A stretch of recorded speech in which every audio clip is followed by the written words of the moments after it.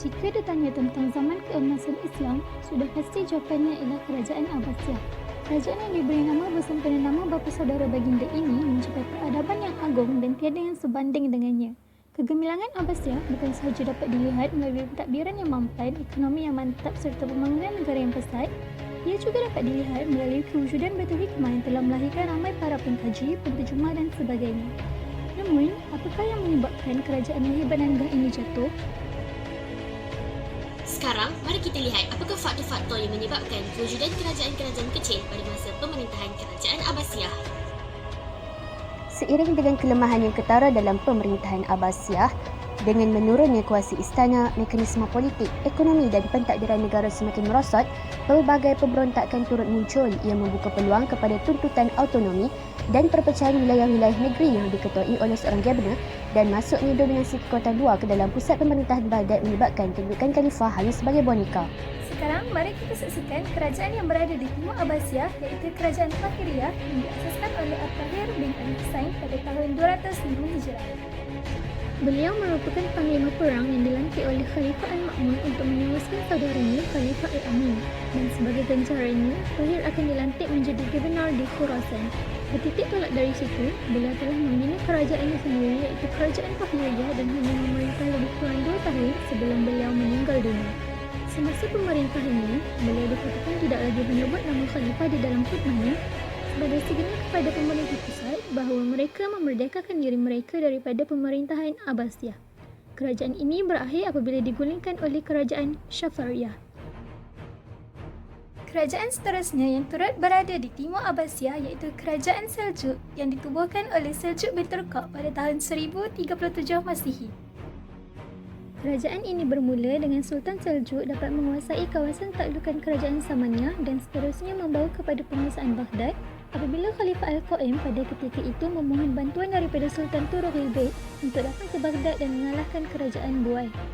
Setelah berhasil mengalahkan Bani Buai, Kerajaan Seljuk terus mendiami Baghdad dan melaksanakan misi perluasan kawasan taklukan mereka. Walaupun kekuasaan telah dikembalikan kepada Khalifah Abbasiyah, namun Khalifah pada ketika itu tidak berkelayakan untuk memimpin kerajaan. Oleh itu, Kerajaan Seljuk mengambil kesempatan tersebut untuk menguasai Baghdad dan secara tidak langsung memerintah Kerajaan Abbasiyah secara total. Sekarang, mari kita lihat kepada kerajaan-kerajaan kecil yang muncul di sebelah barat pada masa pemerintahan Kerajaan Abbasiyah. Kerajaan Idrisiyah diasaskan oleh Idris bin Abdullah pada tahun 172 Hijrah. Wilayah kekuasaan Kerajaan Idrisiyah adalah Maghribi. Kerajaan ini adalah kerajaan pertama yang beraliran Syiah. Mengenai status dan hubungan Kerajaan Idrisiyah dengan pemerintahan pusat, ia tidak pernah mendapat keiktirafan. Sebaliknya, pemerintah pusat selalu mencurigainya. Oleh itu, Idris I sendiri dibunuh oleh Khalifah Harun al-Rashid secara misteri. Kemunduran Kerajaan Idrisiyah terjadi ketika dipimpin oleh Muhammad Al-Muntashir. Akibatnya, pada tahun 985 Masihi, Kerajaan Idrisiyah jatuh di tangan Kerajaan Fatimiyah. Terusnya, kerajaan yang wujud di sebelah barat Abbasiyah juga adalah Kerajaan Hamdaniyah. Diasaskan di Mesopotamia Utara dengan Mosul sebagai ibu kotanya pada tahun 317 Hijrah. Gerakan keluarga Hamdani ini sebenarnya sudah ada pada masa Khalifah Al-Muqtadid yang waktu itu tampil dengan aksi menentang Khalifah Abbasiyah. Gerakan ini gagal dan akibatnya beberapa anggota keluarganya ditangkap. Namun akhirnya Khalifah Abbasiyah membebaskan mereka setelah Al-Husain ibn Hamdan menangkap tokoh Khawarij Harun al-Syari'. Kerajaan Hamdaniyah memiliki pemerintahan yang berpusat pada 2 tempat. Nasir ad-Daulah berkuasa di Mosul manakala Saif ad-Daulah berkuasa di Aleppo.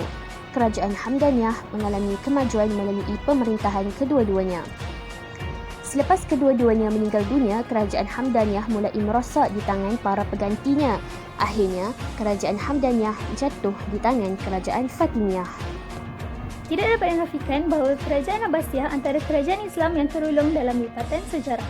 Namun, atas faktor-faktor yang telah dibincangkan sebelumnya serta kelemahan Khalifah itu sendiri telah menjadi resepi utama dalam menyaksikan kejatuhan Kerajaan Abbasiyah setelah memerintah selama 5 abad.